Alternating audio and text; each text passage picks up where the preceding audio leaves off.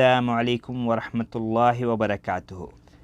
آپ اور دنیا کے تمام مسلمانوں کو میری طرف سے رمضان کے بابرکت مہینے کا آغاز بہت بہت مبارک ہو۔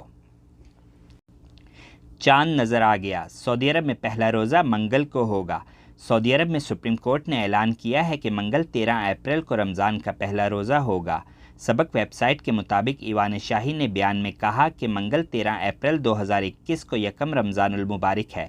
اس سے قبل مملکت کے مختلف علاقوں میں قائم متعدد رؤیت ہلال کمیٹیوں نے اطلاع دی تھی کہ سعودی عرب میں پیر کو رمضان کا چاند نظر آ گیا ہے، منگل کو رمضان کا پہلا روزہ ہوگا۔